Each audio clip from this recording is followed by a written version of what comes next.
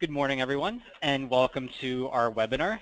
So today's focus will be mainly in Civil 3D and InfraWorks 360, but you'll see me dive into Navisworks a little bit and talk a little bit about AutoCAD and Revit. So it kind of covers all the bases, but our main focus will be on what's new in Civil 3D and InfraWorks 360.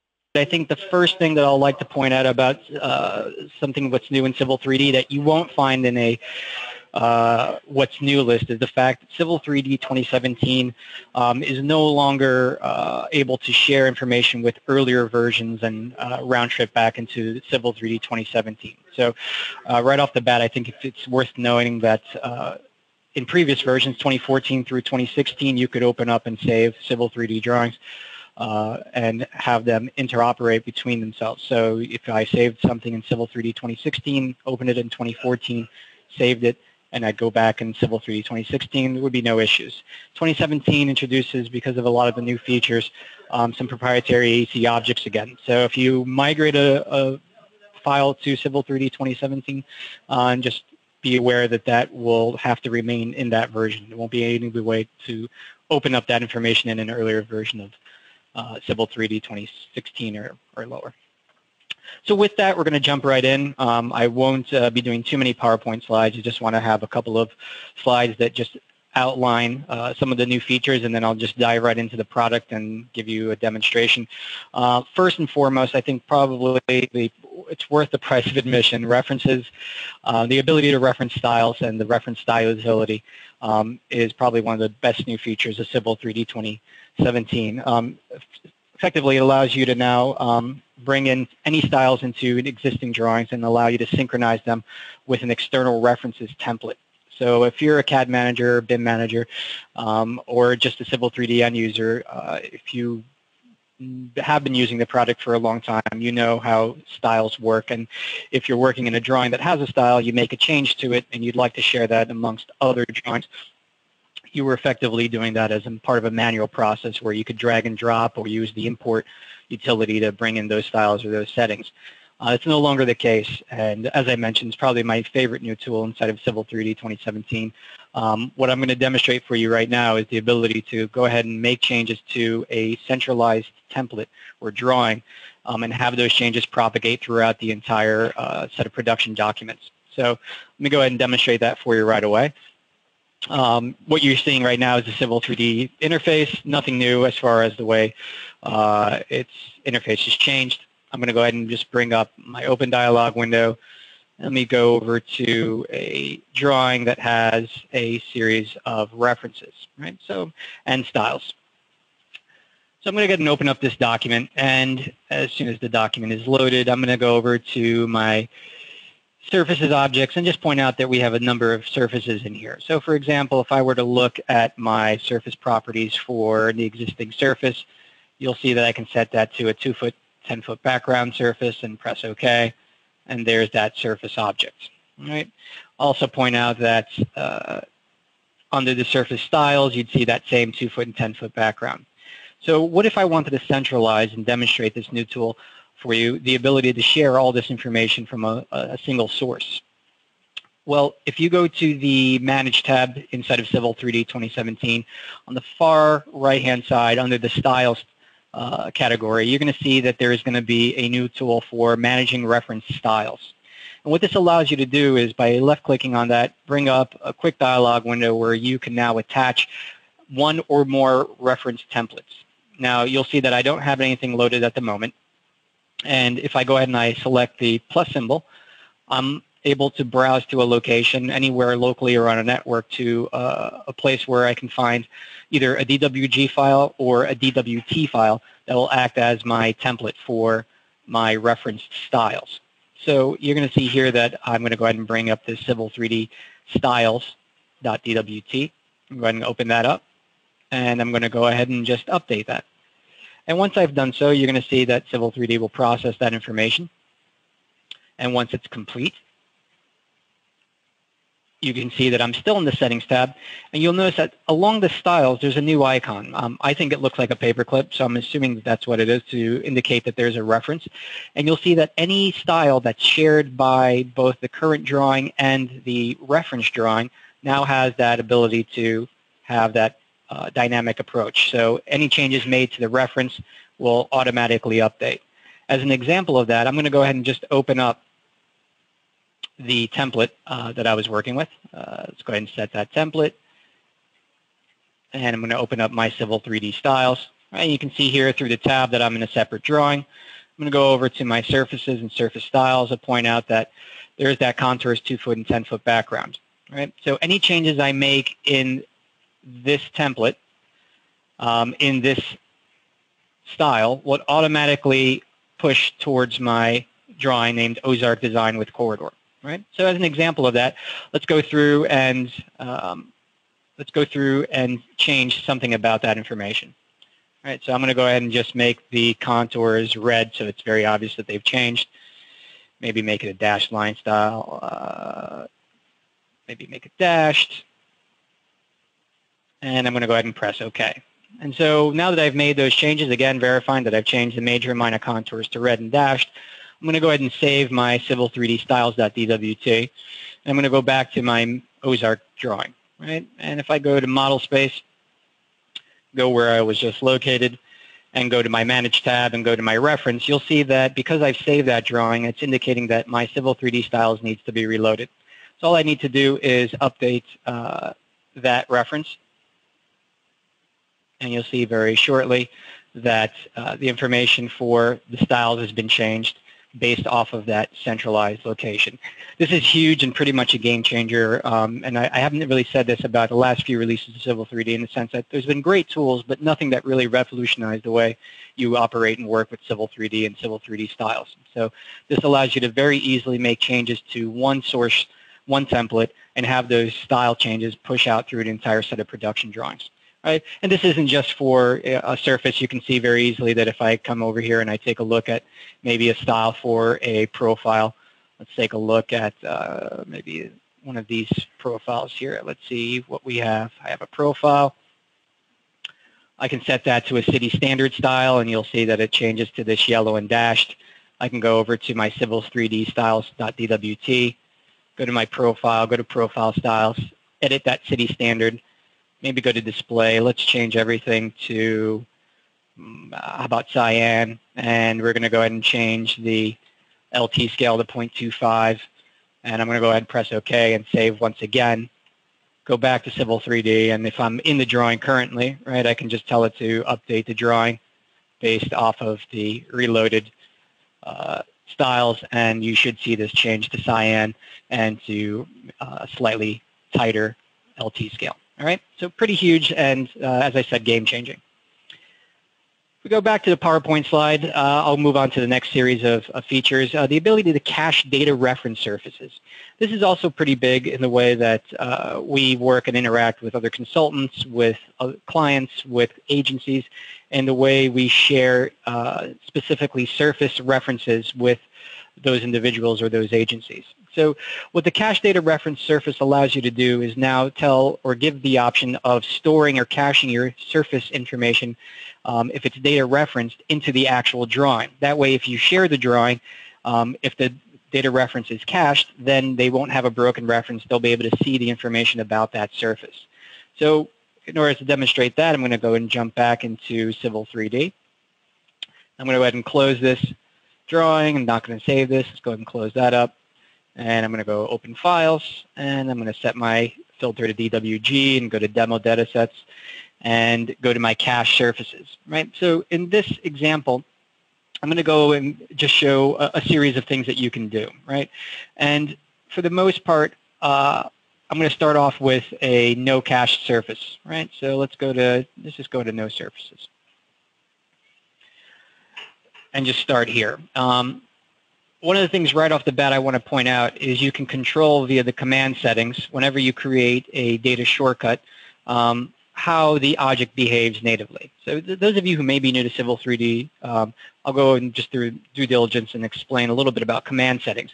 Command settings are what enable you to set the defaults for the way a command behaves inside of Civil 3D. This could be the default settings that the tool executes. It could be the default styles, et cetera, et cetera. In the surface collection under the settings and under specifically commands, when you create a surface reference, you now have the ability to designate whether or not the data shortcut, the data reference, is stored in the drawing. No indicates that no, you won't be able to cache the information in the drawing. Yes means that it will. And this is just the default setting. It's not sort of binding in the sense that you can have one default set depending on how you like to work, but you can choose which of the surfaces ultimately get cached and which ones don't. Right? So you can see here no and yes, and you can set that at your leisure. The other aspect of this is the fact that having a drawing that's saved allows you to explore your data shortcut references. And you can see here that for my surfaces, right, you can see that for both design and existing, that status is set to reference only. If I were to able to browse, and let me just bring over my Windows Explorer, Civil 3D projects, demo datasets, and cache surfaces, you're going to see that aside from, if I sort by type with DWGs, right, you're going to see that the same drawing with different cached surfaces will be larger or smaller, and again, a way of indicating that in this particular drawing, nothing is cached. In this particular drawing, you can see the file size is definitely larger. It's 1.5 times larger. And so if I were to go ahead and browse to that location and browse and open up that drawing, the same data reference status for each of those surfaces is now indicated that that geometry is stored in the drawing, right? So again, cache surfaces, larger file, the geometry is stored within the drawing. No surfaces cached, smaller file. Likewise, it's set to reference only. Now you have, as I mentioned earlier, it's not a all or nothing option. You can choose which data shortcuts for your surfaces are referenced and which ones are cached. So again, you can see here that with the existing information, you maybe don't want to have that cached in the drawing, right? It's for reference only. And so if you needed to send that information, you would send the additional data shortcut reference file. But for the, and let me turn this off. But if you wanted to share just the proposed site information, you might want to share and cache that information for you, right? And that would be a way smaller drawing. It would be a more relevant data shortcut, right? Because you only want to see the proposed. You maybe don't care so much about the existing. And so therefore, you can choose to have that information cached directly in a Civil 3D file, enabling you to send that drawing to whoever is interested in receiving it, and they would be able to see the information about the surface, even though it's a data shortcut. So no more broken references in that context. I'll go back to my PowerPoint slide, and we'll talk a little bit about some more of the remaining project management type additions to Civil 3D. I'll go through the next three just by detailing out a little bit about what they do, and then I'll show all three in one go just to make a little bit more sense. You now have the ability to create data shortcuts for corridors. That's a brand new feature. Not much to discuss other than the ability to do so. I'll demonstrate what happens when you do create a data shortcut and then you reference that into an empty drawing. The next big thing, at least in terms of being my favorite tools for Civil 3D 2017, is the ability to now create subfolders and drag and drop. So those are the fourth and fifth bullets that you see there, Civil 3D data shortcuts. So if you've ever worked on a large project with a ton of references and you've gone to your prospector, you'd end up seeing a list that's just, bothersomely long that shows you every single data shortcut that you have grouped by alignment, surface, pipe networks, etc. So one of the nice new features of Civil 3D 2017 is now to be able to organize that information in subfolders. And a subfolder could be something that organizes data by, let's say, a phase. It could be organized by a section of the project. It's really up to you to determine how you organize it, but the fact that you can, and you can nest it in as many different folder types as you want is groundbreaking. Next comes the ability to streamline the creation of data shortcuts. And again, it really changes the way you work in a way that's extremely beneficial. So if you've ever, again, worked on a project where you have multiple references, anytime you create a new drawing and you're tasked with starting off and bringing in the data shortcuts for those objects, it was a very manual approach. You pick an object, right-click, create reference, set the style, press OK, wait for it to load, and go on and rinse and repeat for every single object that you'd like to do. Now with Civil 3D 2017, it's become a drag and drop operation for one or more objects. So to demonstrate that, I'm going to go ahead and go back to Civil 3D and sort of cover all those bases in one go. I'm going to start by closing off the drawings that I was working in previously. And let's go ahead and open up some new drawings. And let's go ahead and take a look at data shortcut folders, right? So what I'm going to do right now, in fact, is actually tell you what. I'm going to start off a brand new drawing and just explore the data shortcuts setup, right? So those of you who are not too familiar with Civil 3D, I'm going to set a working folder. I'm going to determine that that working folder is on my C drive. It's going to be under Civil 3D projects, under demo data sets, and specifically under this project called for data shortcut folders. Once I've set that location, I'm going to set my data shortcut projects folder, and I'm going to go ahead and set the typical shortcuts without folders as my project. Once I've done that and I go ahead and I expand out my surfaces, here's where you'd see that kind of, and this is what I'd say is a relatively small example of a project, right, where you have 4 surfaces and maybe a dozen alignments, and you can see that they're just listed, you know, along with their alignments and profiles in sort of a linear fashion, right? You just have a centerline alignment, and if you had 40 of these, you'd see them, all 40 of them sort of stacked together. Now, that's a little bit of a nightmare to work with on a large project. So what I'll do is I'll show you an example of what that looks like when it's organized by setting the project data shortcut project to completed shortcuts with folders. And by doing so, I'm going to show you now, you can see that I've organized the centerline alignments into phase 1 and phase 2. And specifically, I've organized those centerline alignments, for example, into a grading subfolder, a road subfolder, and then there's a couple of empty ones for sewer and water. Same thing goes for phase 2 for roads. And likewise, if I were to look at my surfaces, you can see I have a folder for design and I have a folder for existing, right? So aside from the fact that I wanted to demonstrate that without having to needlessly create tons of folders, I'll give you a short example of what that looks like if you were doing it from scratch. So I'm going to go back to my typical shortcuts without folders, press OK, and you're going to see that I'm able to do the same things here with the alignments and so on and so forth. So for surfaces, I'm going to right-click on the surfaces, choose Create Folder. I'm going to name this Design, press OK. I'm going to right-click on that and Create Folder, and I'm going to call this Existing. Press OK. And if I want, I can now highlight those 4 surfaces, drag and drop them directly into Design, and they're organized. Again, the same thing goes for centerline alignment. Suppose I want to create a folder here for phase 1. And then I want to create under phase 1, I want to create a folder for grading. And I want to create a folder for roads. So now I can come in here and say, okay, well maybe for the swales, I want to drag those into grading.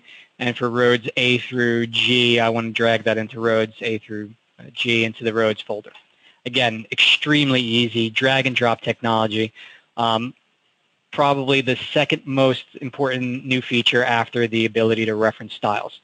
Now, what is this in practice, right? It's nice to be able to organize this information in this fashion, but you're going to see that aside from that, if I were to just create a brand new drawing and I wanted to bring in all these different design options or these different references in one go, I can very easily do that by simply just dragging and dropping, let's say, roads into my drawing. So I've just grabbed that roads collection, left click, hold, drag, release the left click, and you're going to see that, you can see the flickering on the lower right. Effectively, Civil 3D is using all the default settings for bringing in a Civil 3D road alignment and profile, and it's just going to go ahead and just dump that directly into the drawing. And so once it's complete, you'll see that I was able to bring in all these data shortcuts for all these alignments organized by their phase and section in one go.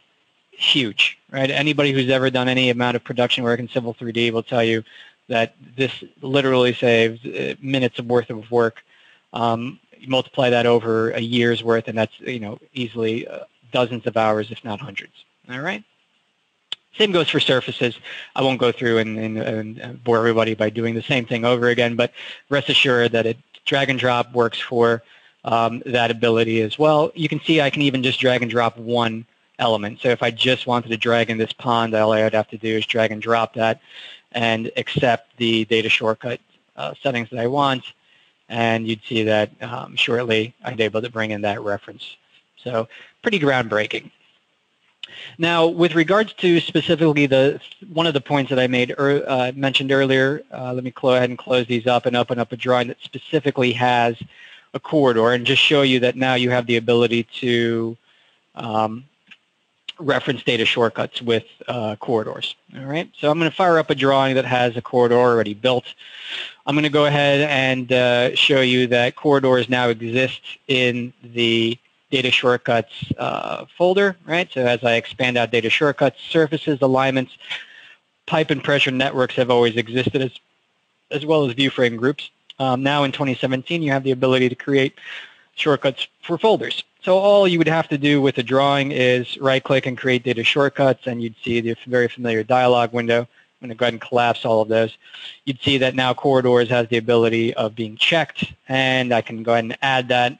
And once I do, corridors has been added to the corridor shortcut has been added. Now I'm going to go ahead and press create a new drawing, and I'm going to go ahead and show you some of that drag and drop technology, and this may take a bit. So what I'm going to do is I'm going to show you the way the tool works, and because there's so many alignments, profiles, and assemblies, I'm going to just drag and drop, show you what that dialog window looks like when it's ready for it to start loading, right? And then I'm going to jump to the PowerPoint while it does that and start talking about some of the other features, and then come back to this. So you can see here that I'm being prompted to show the corridor, which one it's being brought in. I can choose to name it differently. I can choose a corridor style, and then it's going to tell me, hey, here's all the things that you're going to bring in from that corridor, right? There's a series of alignments and profiles, and it'll all by default bring in all the necessary assemblies that make up that corridor. So all I have to do is press OK, and Civil 3D will start the process of bringing that information. You're going to see a little bit of flickering here on the lower right-hand corner. It's going to start bringing in all that information. And it'll take just not too long, but a couple of seconds. And so rather than stare at a blank screen and twiddle our thumbs while it imports that information, I'm going to just jump back to a PowerPoint presentation and move on to the next category of improvements for Civil 3D 2017, which is the usability section. So it's not too many things here, though they're, again, quite powerful. So don't let the fact that there's only 2 elements here make it seem any less important than what we've just seen. The first is the ability to use no-side options for feature lines. Now, this is technically not really a new feature of 2017 because it was introduced as an enhancement in Release 2 or Service Pack 2 of Civil 3D 2016. So it was something they introduced late in the product cycle for 2016. Now it's built in directly within Civil 3D 2017. And effectively, the no-side option for feature line allows you to, as its name implies, organize feature lines in a no-side environment. Again, those of you who have been using Civil 3D for a very long time knew that this was true of alignments way back when. Similarly, in early releases of Civil 3D, you could only have site-based alignments. What ended up happening there is if you had multiple alignments on the same site and they created closed boundaries, you'd have automated parcel creation, right? That made a lot of people unhappy, so Autodesk introduced the ability to create alignments that were off-sites. This is exactly the same scenario for feature lines.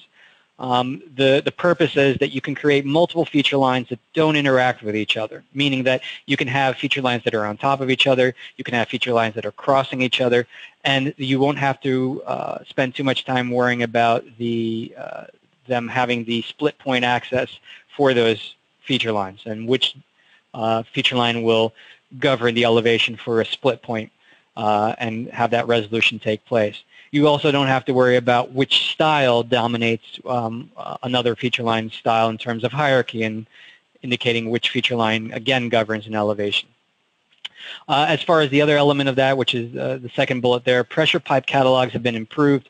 Autodesk has introduced a new series of SQLite catalog folders. You'll see that you have the ability to now do out-of-the-box PVC, steel, and HDPE pipe networks, as well as a few new appurtenances and fittings. So I'll go ahead and I'll demonstrate that for you right now. If I do go back to Civil 3D, I should be nice and finished with my corridor drag and drop for the data shortcut, and sure enough, I am. You can see that the corridor is finished. The corridor is being data shortcutted, indicated by that icon adjacent to the corridor name. All the alignments and profiles associated with that corridor have been brought in, as have the assemblies that make that up, right? Now, the assemblies won't be listed in here, but you can see that they've been edited already into that drawing. So because it's a read-only status, as every data shortcut is, you can't edit the sub-assemblies directly. You do have to do that in the native drawing, all right? So I'm going to go ahead and close that up and close this drawing up. And I'd like to open up just a quick drawing for the feature line example, right? So not too much to show there, but if I were to go to No Site Feature Line and open up a drawing that has a series of information, I'm going to go ahead and just start by doing a very quick example of taking a polyline.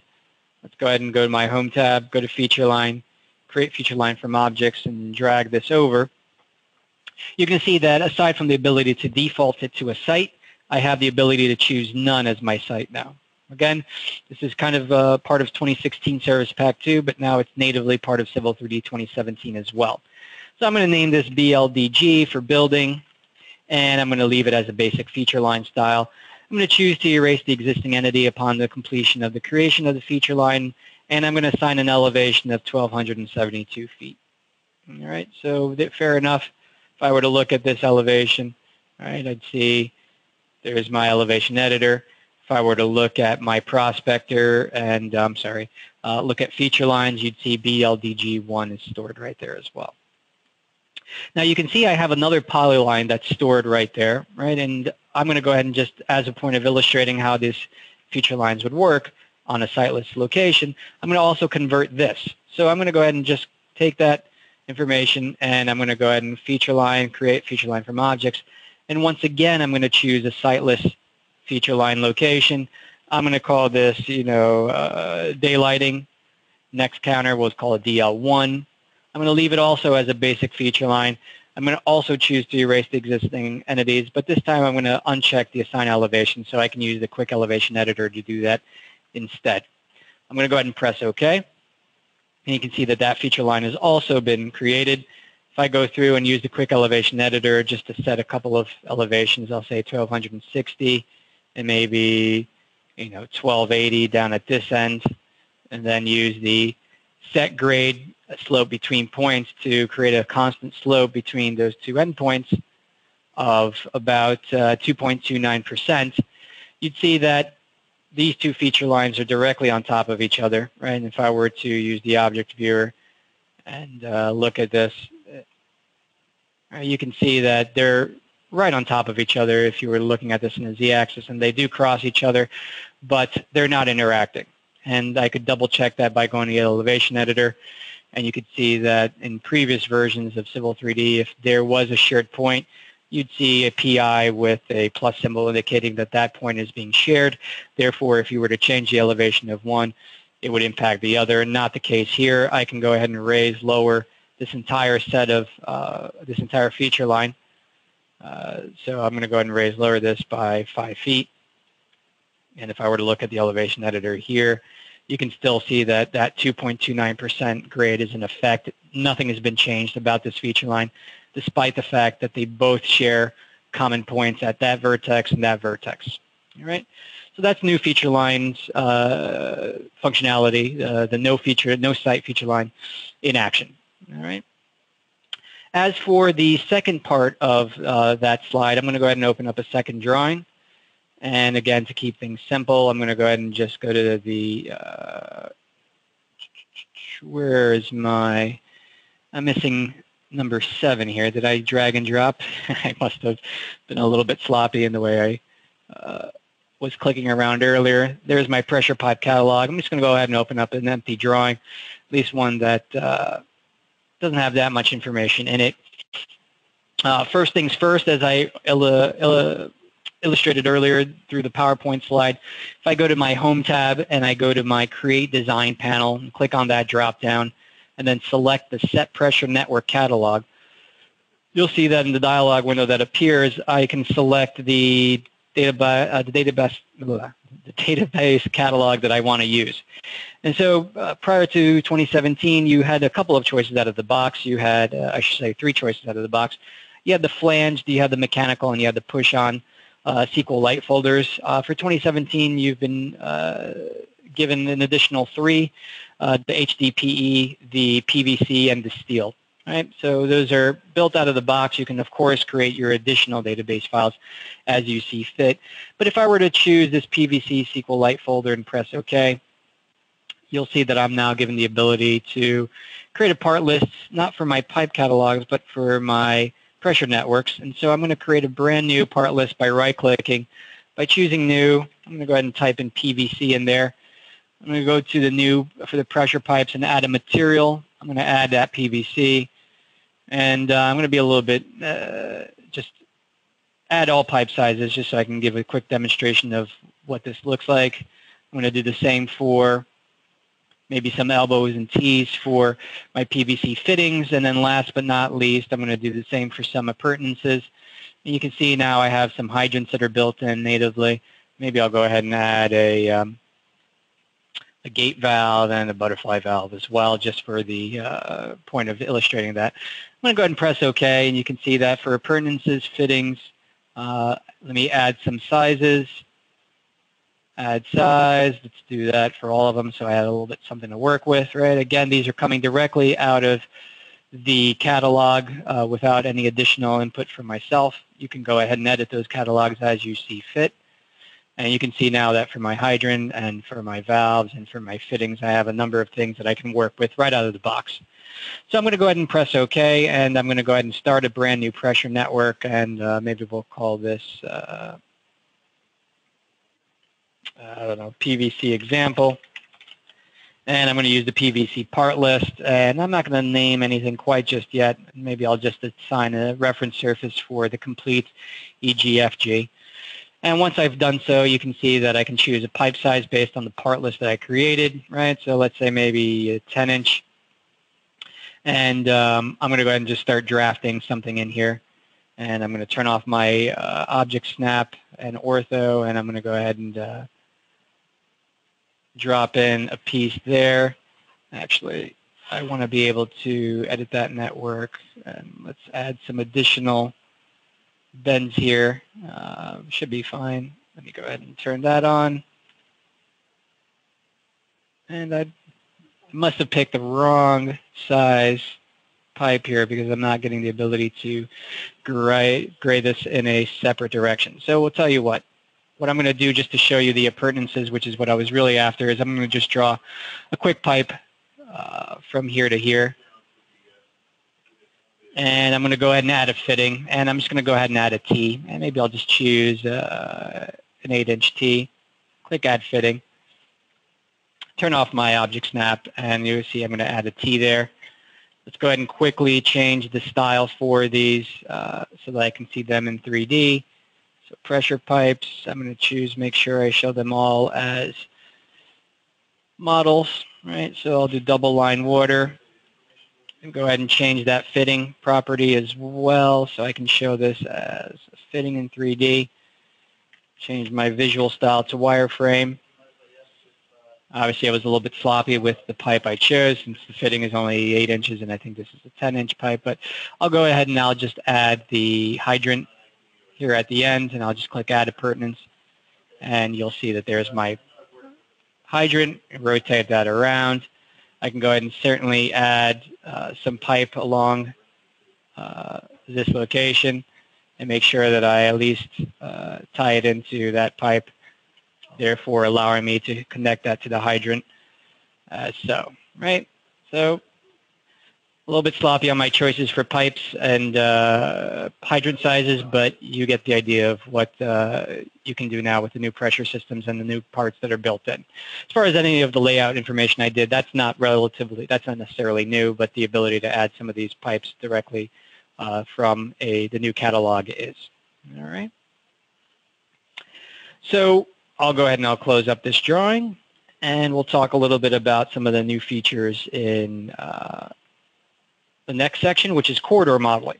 So a lot of improvements in corridor modeling, and I'll go through these quickly just to show you how they work. Some of them are more for give you the ability to make a lot of these make modeling a lot simpler. And some of these features are brand new to allow you to extend, I would say, the workflow for building information modeling in the civil engineering world. And I'll explain what I mean by that once I get to the Civil 3D drawings. So one of the new features associated with corridor modeling is the ability to use feature lines as corridor baselines.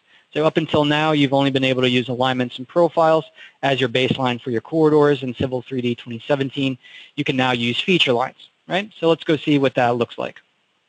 I'm going to go ahead and open up a file and go up one folder, two folders, go to feature lines as baselines, and maybe I'll go ahead and I'll choose this drawing here. And I'm going to do a very simple example, only to illustrate what I mean by that ability. So I'm going to go to the Home tab. I'm going to go ahead and select Create Corridor, and we'll call it Site Plan. And you're going to see I'm going to change the baseline type from Alignment and Profile to just Feature Line.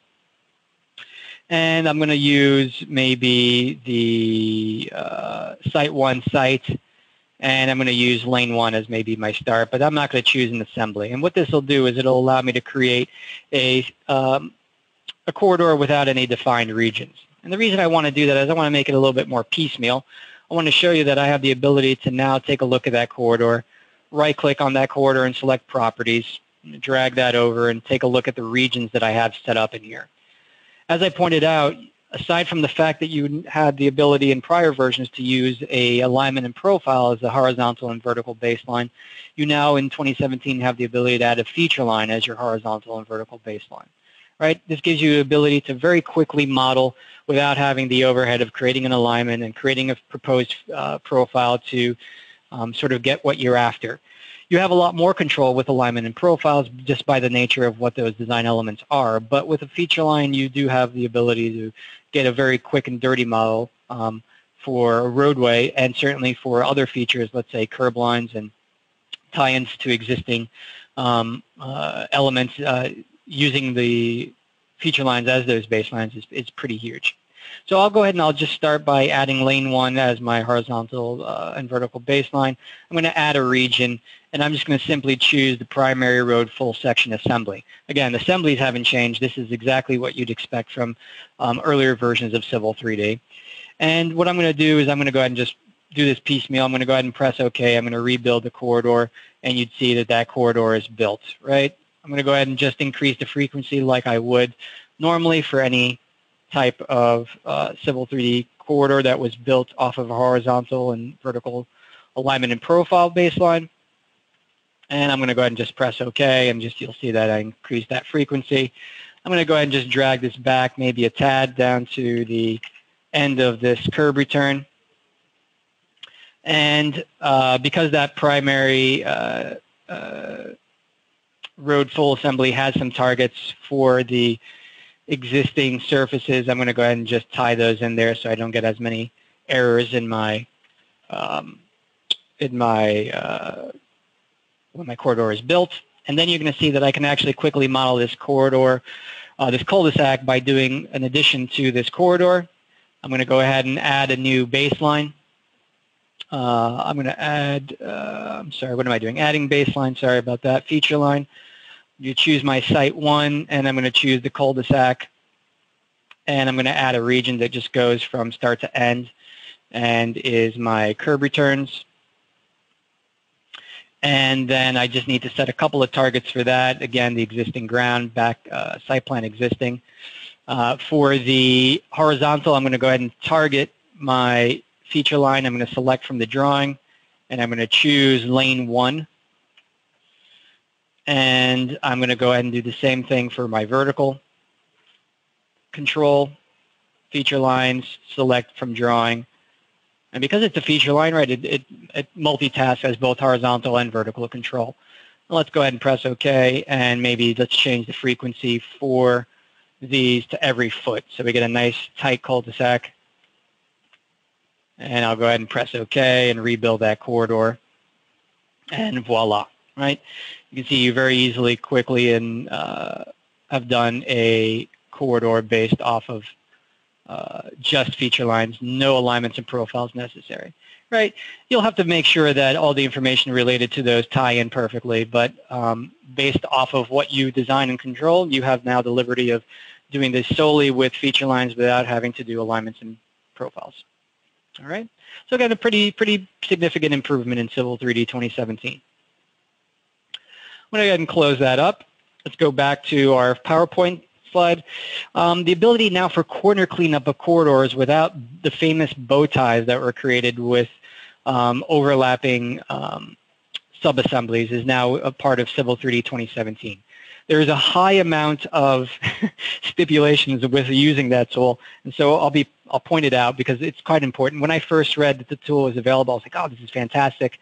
And it still is, but it doesn't work in a few scenarios. And so I want to be kind of crystal clear and transparent about where it works and where it doesn't. And so to give you an example of that very quickly, I'm going to go ahead and open up a drawing that allows me to demonstrate that for you.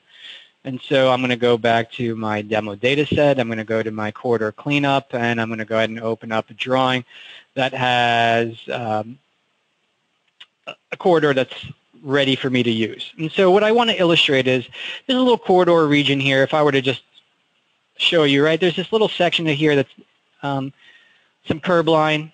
And if you were to look at its assembly, all it is a urban curb and gutter, and it has nothing tied into it. It's just that curb and gutter. But what happens if I came in here and I added a new subassembly? And specifically, let me just drag that out and not allow docking so I can move it over here. Suppose I added some urban sidewalk, and specifically I came in here and I added an inside boulevard width of 5 feet, a sidewalk width of 5 feet, and an outside boulevard width of 5 feet, and I added that to my assembly. Well, sure enough, there it goes. And because my corridor is being set to rebuild automatically, if I were to take a look now, you can see that Civil 3D does a great job of cleaning up this area here where normally you'd have bow ties, right? Because here's my inside boulevard width, here's my sidewalk, and here's my outside boulevard width. In particular, at this outside boulevard width, you can see that it's cleaned up that corner perfectly. It's brand new, it's new feature, it's great, it does what it's supposed to, but, and so rather than go through every iteration of that but, I'm going to go ahead and show you the documentation. You can either access this via the help menu, or you can go to the Knowledge Center on Autodesk's website, where they give you the about corner cleanup for corridors. So conditions where this corridor cleanup behavior is applied. And you'll see that two things. It has to be a tangent-tangent intersection for that to work, and it also has to be an assembly with a constant width. That means you can't have any targeting along with that assembly. Where doesn't this work? Pretty much every other scenario, right? If there's a curved segment, if there's an intersection of a tangent and a curve, if the object, whether it's an alignment profile and or feature line, has a start and end point where the start and end point is at the intersection, it won't work. It won't work in conditions where corridor shapes widen, right? And the example that they give here is for the a retaining wall intersection, and where you have daylighting to a surface, right? In all those cases, they indicate that you need to sort of manually clean up as you've been doing from Civil 3D 2016 and on, all right? So let's take a look at that here, and we'll jump to the next section and talk a little bit about the next PowerPoint selection, which is the ability to extract corridor feature line workflows. So I'm going to go ahead and do that, and I'm going to go through that very quickly just because we are running a little bit out of time. So I'm going to go to my extract feature lines and models, and I'm going to go ahead and just take a look at this. And all I'm going to do is point out the ability to now extract out that information in one fell swoop. So if I go to select my corridor, you can see that I've now I still have the ability to create feature lines from corridor. The nice thing is now you'll see that at the bottom at my command line, you'll see that I have by all, by regions, or within a polyline. If I do by all, you'll see that I get this nice corridor dialog window where I can choose which of these many different feature lines I want to show, how I want to style them, whether or not they're dynamic, and so on and so forth, right? So you have a ton of ways of importing in a large amount of feature lines in one fell swoop, all right? If I were to go and press extract, it would bring them all into the drawing. If I take a look at the last feature, and it's the ability to do property data to corridor solids. Now, this has a direct link to multiple applications for Civil 3D, for Navisworks, for InfraWorks, and for 3D printing, right? So I'm going to go ahead and just show you some of that information by quickly opening up that drawing. Let's go ahead and go to Open, and I'm going to go ahead and select the property corridors from solids. And again, I'm going to go ahead and just show you what that looks like when you begin. Right, I can go ahead and go to a finished corridor. I can very easily select the extract corridor solids, pick my corridor, pick my region, pick all regions, and you'll see that again, I have now the ability to step through a wizard that allows me to determine what objects I want to bring in, right? So let me collapse all of them. What regions I bring in, which of the shapes I bring in, how they're colored, and what naming template do I choose to use for those objects. In addition, I can embed a ton of project property data directly into that corridor, and a lot of this information now comes out of the box. Why is this huge? Well, anytime that civil engineers have interacted with a lead architect consultant that's running the coordination meeting and requesting information in Navisworks, you now have the ability to impart a lot more information than you did prior that describes what it is that your design intent for that model shows. So you'll see that there's a lot of now corridor property set definitions buried in here, and that will carry through for Navisworks. If I were to extract those solids, and I'm going to extract them into the same drawing as an example and then show you an example of what that looks like, right? If I were to now quickly use QSE, which is my quick select tool, just select 3D solids, select all, press OK, right-click, isolate those objects, you'd see that all I'm left with are those 3D solids that I extracted out. Right, and as an example, if I were to pick one of those objects, go to my properties, go to extended data, you'd see that all that additional property set information is stored in there. If I were to open this up in Navisworks, what would that look like? Well, if I go again to my project drive, Civil 3D project demo data sets, corridor, feature line, property data for corridor solids, and I open up my Navisworks file, you'll see that it's going to go ahead and append that DWG file. And once it's complete, if I were to take a look at some of this information now inside of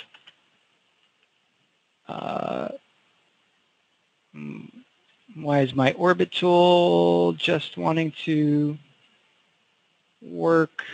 Let's go ahead and just set my walk tool. There we go. So if I were to now select any of those elements, you'd see that the corridor shape information and information about the volume, start and end, maybe a pay item, a classification code, and some costs and unit cost and phasing can be brought in. Now, this corridor info is something that you can actually bring in and create yourself. I'll give you a very quick example of what that looks like if you were doing so. You'll see if I go back to my demo data set and go to property sets for corridor, I'm going to go ahead and create that from scratch just to give you a sense of where you'd find that information. So I'm going to do a zoom extents. Here's all my solids from my previous exercise. Under the Manage tab, on the far right-hand side, you're going to see that there's a section now for defining property sets. If I go ahead and select that and I bring that dialog window over, you can see that there's some stuff that's already built in from Civil 3D. What if I want to create my own property set definitions? Well, I could right-click and create new, and I'm going to call this corridor info. And I'm going to go ahead and just double-click on that and take a look at what that is, right? I'm going to apply it to all 3D solids. So I'm going to scroll over to the right and choose solids. Sorry about that. I didn't mean to press OK. And you can see now I can apply a definition. Now I'm going to give you a very quick example, but you have a lot of liberties in how you design this. I can add a new property definition, and I can call this phasing. And I can start with a default of phase. It's a text type, meaning that I can assign any type of text elements that I want. I can call it phase 1 by default. I can add another one for unit cost and press OK. I'm sorry, I should have been more careful. I should probably name that. It doesn't necessarily like spaces, so I'm just going to go and name that unit underscore cost. Again, I can add a default. I can add in a formula. For example, let's suppose I want to be able to multiply unit cost times, let's say, the volume, right? And so you can see that the volume would automatically be pulled up, and I can multiply unit cost times that.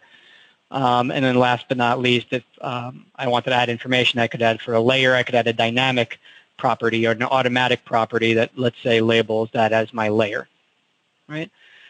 So what happens when I press OK? Well, all those will be added to the property set definition. If I pick a particular object, let's say this one, and I bring up my properties dialog window and I go to extended data, I can now add that property set for corridor info to that element. I can also do this globally for all elements. If I do that, you can see that now it's added information about layer, name, phasing, and unit cost to this element. Now, I should have been a little bit more careful. I forgot to name my corridor info. This should have been cost, right? If I just name this cost, you'll see that now if I were to go and press OK and pick this object and go to extended data and add a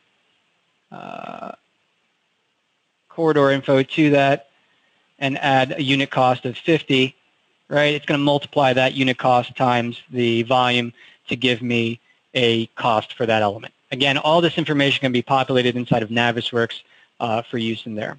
All right.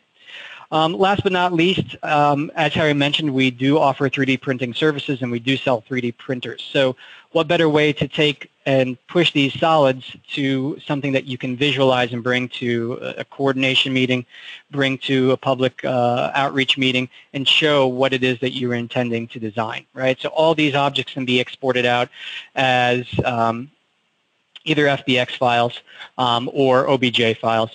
And you'd be able to easily bring that into a 3D printing application, in which case our 3D printing application called Z-Edit for 3D systems would be able to import that, and we'd be easily able to have these printed out for you in a number of materials. So if you are interested in 3D printing, definitely let us know, and we can give you an example of what that ends up looking like. Now, last but not least, and I realize we're about 2 minutes to the top of the hour, so I'll go through quickly, is the ability to, is for some of the new features within InfraWorks. Now, I'm going to go ahead and just bring in a very quick example of an InfraWorks model that's already been prepped. So you can easily create a very series of, for instance, new roundabouts. That's one of the new features. And the ability to edit that on the fly is quite seamless. One of the nice things about the integration between InfraWorks 360 2017 and Civil 3D 2017 is the ability to take these roundabouts and export them into Civil 3D through an IMX format and create a corridor directly from that, utilizing the vehicle tracking algorithm for creating roundabouts. Now, what I'm going to do is, since we are short on time, I've already exported out this information from InfraWorks by going to my export feature, choosing export 3D model, and having selected an IMX file to bring into Civil 3D. So from that, I can go ahead and start a brand new drawing inside of Civil 3D, go to Insert, go to InfraWorks 360, Open Model, select that IMX file that I already prepped since we're running out of time, and I can set that coordinate system using the InfraWorks 360 coordinate system that's already built in to that model. And I can go ahead and either choose to refine my selection where I choose what to bring in or just bring in everything. So you can see that now it's processing all that information from that InfraWorks model that contained this roundabout, And if I were to go back to my Civil 3D drawing, you can see that it's processing all 45 entities. It's building those corridors, and it's using the vehicle tracking interface or algorithm to generate that information inside of Civil 3D. Note that I don't have the tab for vehicle tracking. I uninstalled it on purpose just to show you that that information or that tool is already built in for bringing in the roundabouts.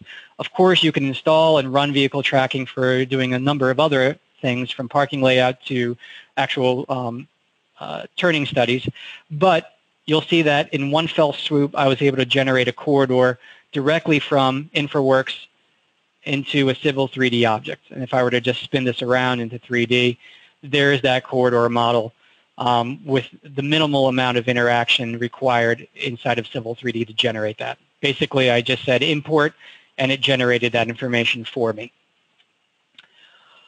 And as promised, there are a number of quick, let me just skip through the summary and just talk a little bit about the what's new features in InfraWorks. Now, these aren't as groundbreaking as, let's say, some of the features that you just saw inside of Civil 3D, and they're a little bit more difficult to demonstrate. So I'm going to rely on PowerPoint just to point out with a quick video some of these new features. I definitely suggest, if you are using InfraWorks, and just a show of hands really quickly, on your GoToMeeting interface, you do have the ability to raise your hand.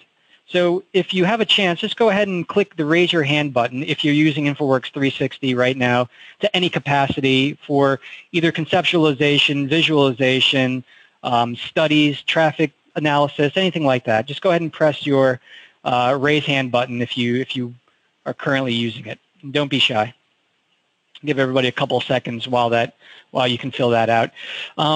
What I will talk about is that there are a number of improvements to the OpenStreetMap vector files that are available for import for the InfraWorks 360 in 2017. So a lot of the information is a lot more robust. So if you're starting from scratch, that is, if you don't have any geospatial information that you have to bring into a model, you can use the model builder to create, and bring in roadway data, terrain data, building data, water data, anything that's available on OpenStreetMaps. And you can see that then and now kind of illustrates within the same region, the amounts of data that are currently available to the level of detail that you can see in those two images. All right. A couple of other improvements, and this doesn't sound like a lot, but I've been wanting this for a very long time, and it's the ability to bring in just DWG overlays into Civil 3D. Sometimes you just want to bring in that information so that you can either trace or get a sense of what a design option may be. And up until 2017, you really didn't have that ability. It was only through the betas and what they call the open, the rolling sandbox version of Civil 3D that this tool even became available for testing. And so now in 2017, a big new feature is the ability to drape and overlay a DWG file. That way you can get a sense of where you may have a series of things that you'd like to conceptualize inside of InfraWorks, and you have full control over its location, the scale, its opacity, and its display order so that you can stack it on top of other elements that you've already brought into your InfraWorks model for easy conceptualization or visualization. And last but not least, or actually just two more things, but last but not least with regards to roadway information, they've really improved a lot of the intersection and interchange design tools inside of InfraWorks.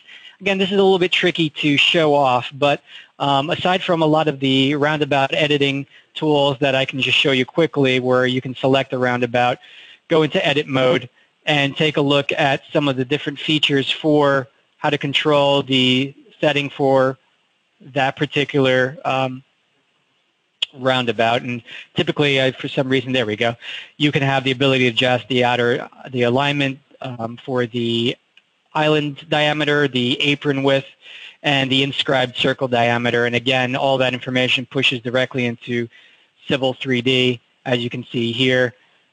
If I were to go to my drawing 5, right, if I were to pick that corridor, you can see that I have a lot of those same features to edit the apron width, the location of where that information resides, et cetera, et cetera.